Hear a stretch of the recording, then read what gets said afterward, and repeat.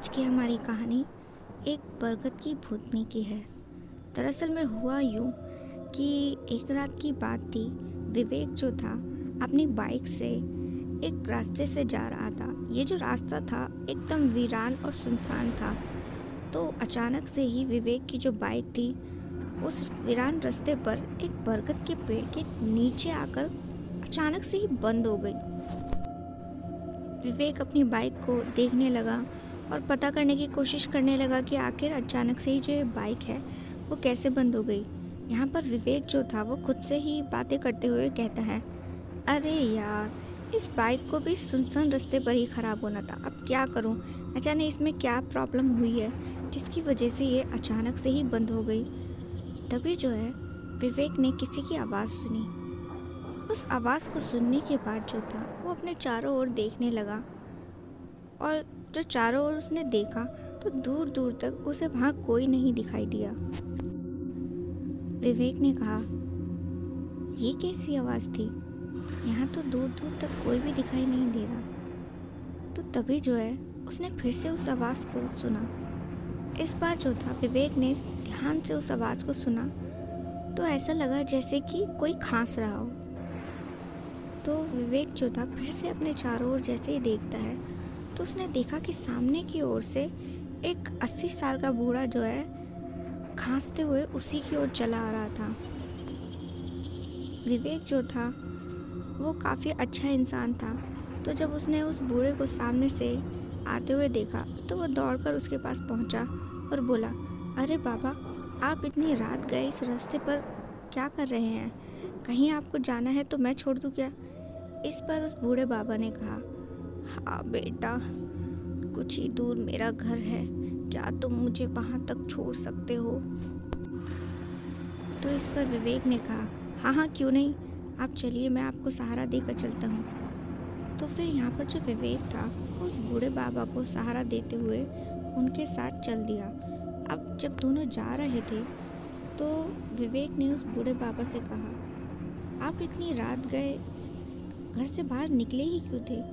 तो इस पर बूढ़े बाबा ने कहा, बेटा, मेरा एक बेटा है जो काम पर जाता है। आज बहुत देर हो गई है उसे, लेकिन वो अभी तक लौटा नहीं। तो आगे तक जाकर बस उसे देखने ही गया था कि शायद वो आ गया हो तो उसे घर लेकर आता हूँ। इस पर विवेक जो था उसने कहा, अरे आप भी ना बाबा, इसमें इतनी चिंता वाली क्या बात है, आ जाएगा वो, आप चलिए घर पर जाकर आराम से बैठिए। यहाँ से विवेक जो था उस बूढ़े बाबा को कुछ ही दूर पर एक घर था वहाँ पर लेकर पहुँचा। तो जैसे ही वो घर के अंदर पहुँचते हैं तो उसने देखा कि ये जो घर है एकदम खाली है, चारों ओर मकड़ी के जाले लगे थे। विवेक ने जो है उस बूढ़े बाबा की ओर देखते हुए कहा, बाबा, क्या ये वाकई आपका घर है? यहाँ तो रहने के लिए कुछ भी नहीं है और चारों ओर मकड़ी के जाले लगे हैं। इस पर वो जो बूढ़ा बाबा था उसने सिर नीचे किया हुआ था तो वो एकदम से ही सिर को ऊपर कर विवेक की आंखों में देखते हुए कहता है, मेरे लिए तो यहाँ पर सब कुछ है, लेकिन तुम जैसे इंसानों के लिए शायद ना हो।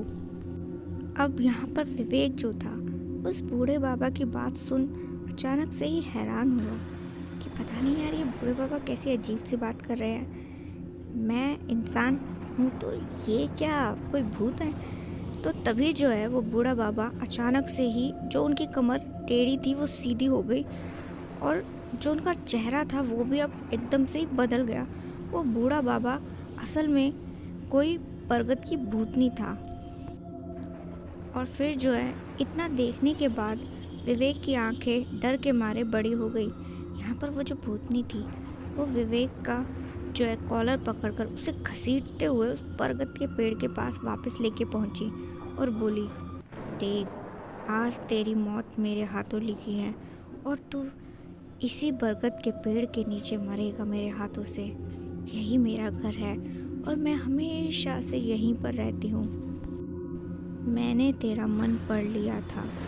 मैं जानती थी कि तू बुजुर्गों के प्रति बहुत ही ज़्यादा मदद की भावना रखता है, क्योंकि तेरे घर में भी एक तेरे दादाजी हैं और फिर मैंने तुझे उन्हीं का झांसा देकर तुझे अपनी बातों के जाल में फंसा लिया और अब मैं तेरा खून पीकर मज़े करूँगी। यहाँ पर विवेक जो था वो उस भूतनी के आगे हाथ जोड़कर उससे खुद को छोड़ने की गुहार लगाने लगा, लेकिन भूतनी भला कहाँ उसकी सुनने वाली थी।